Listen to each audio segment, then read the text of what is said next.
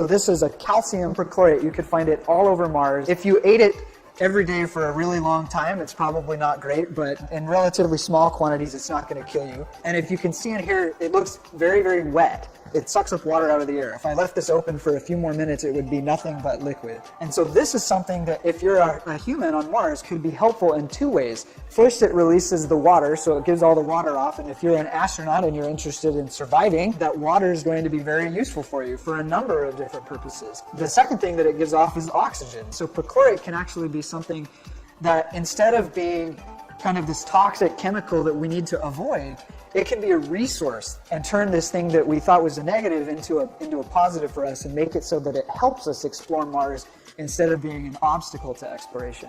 A woman who claims to be a former NASA employee claims to have seen evidence of the most monumental cover-up in space history in 1979, as she saw two human figures in spacesuits walk calmly towards the Viking lander, the grandfather of today's Mars Curiosity rover, across the Martian surface.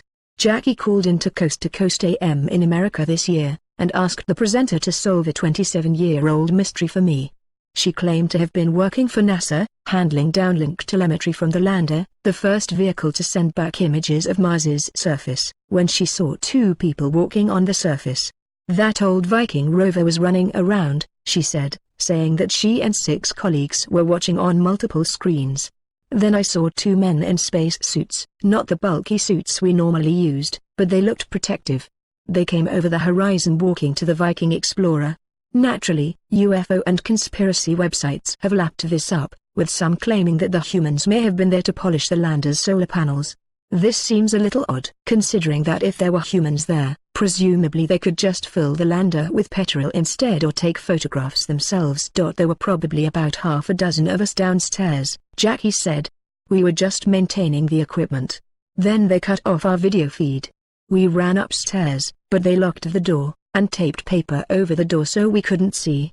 My question is, were they our guys?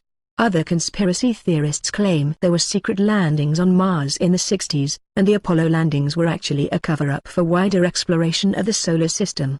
Former CIA pilot John Lear claims that NASA landed on Mars in 1966, and that humans adapted to breathe a thin Martian atmosphere.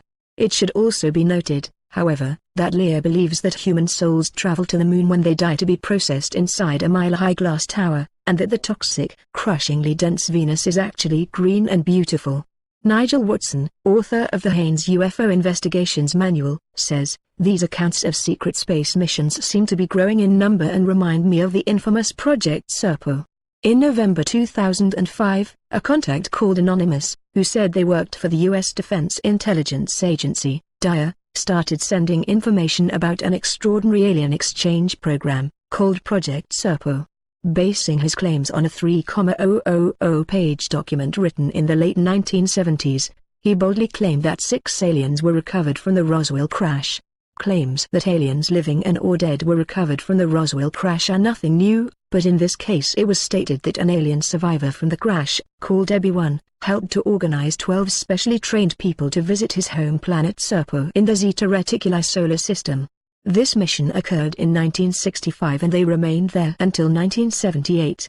During their stay 2 of them died, 2 remained on the planet and the rest, after returning to Earth, have died because of the high levels of radiation they were exposed to on Serpo. Bill Ryan, who posted these claims online, concluded that the Serpo story is a mixture of disinformation, that is truth mixed with added fictional elements, and naturally occurring compounded errors. Surrounding a core of extraordinary truth. Wildcard Line, you're on the air with us. Hi there. Hi. Having an interesting night tonight, aren't we? It is, indeed. And where might we be? I'm Jackie. I'm from, North Las Vegas. Okay, Jackie, go ahead. Okay. John, I'm hoping you can solve a 27-year-old mystery for me. Do you know what was going on in 1979? Where? Well, on Mars. No. Okay. What was going on in 79 on Mars? Well, I used to work at NASA during that time and handling downlink telemetry, and one night on our video monitors while, the little Viking rover was running around, I see 2 men in suits, not necessarily space suits. I mean, they look protective, but they didn't look like the bulky things that, our astronauts use. But they came over the horizon walking towards the Viking Explorer, and our vision got cut off. I didn't see what they did with it or anything else. They were probably making repairs. Well, that's why I was wondering if they were our guys or not. Cause I don't know if you know what kind of suits they wore. Pardon? Do you know what kind of suits they wore? Well, they wouldn't have to wear very much. I mean, the atmosphere is, there's enough atmosphere to walk around without a spacesuit on Mars, same as there is on the Moon. I mean, it's like about 15,000 feet on Earth. Now, you can go through a 24-hour acclimatization program on the Moon, and you can walk around without a spacesuit.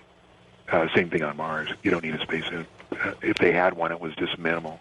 Did you have any other witnesses there while you saw this? Well, there's about well, out of the workers, there's probably about a half a dozen of us, because we were, you've seen the typical NASA things where they got all the monitors. Oh, yeah. So you had a few people out there monitoring the monitors. Yeah, you got about, the people that were up there, and then there's about a half a dozen of us downstairs, because, it was just maintaining the equipment, because if anything went wrong, we had to get it up quick so they didn't miss the telemetry. You folks must have been amazed at what you saw. Yeah, because, when we saw that and they cut off our video downstairs, of course, we ran upstairs, and they've got on those side doors upstairs, they have those little windows. I don't know if have you been there? I have not, no. Okay. Well, they got those side doors going up to the back, what we call nosebleed section in most stadiums and stuff. But anyway, you come out there, and we could look through the little window in that because they had just locked the door, and they normally don't lock it on us. But anyway, they just locked the door, and then they came, we saw some more on their monitors, and they came over with some paper taped over the door. They clipped it. Can you imagine Jackie, that, I John? appreciate you calling and telling us that story. It is great, and it just confirms what's going on. Can you imagine that, John? There they are looking at their telemetry, and they spot the monitors, and they're looking at the rover or piece of it, and all of a sudden they see two human beings walking into the scene? Yeah, absolutely. They were just like Mars rover, cleaning off the dust. They had their paper towels and Windex, and got cleaned out so it could receive the signal.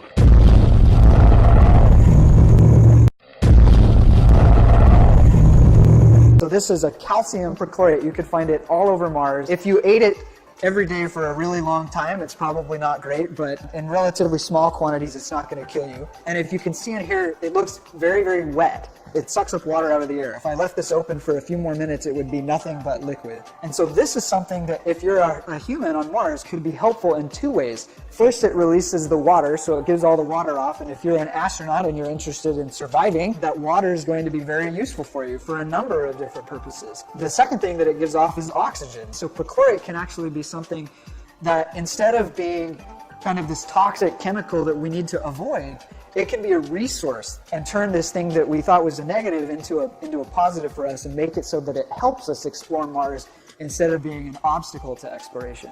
A woman who claims to be a former NASA employee claims to have seen evidence of the most monumental cover-up in space history in 1970.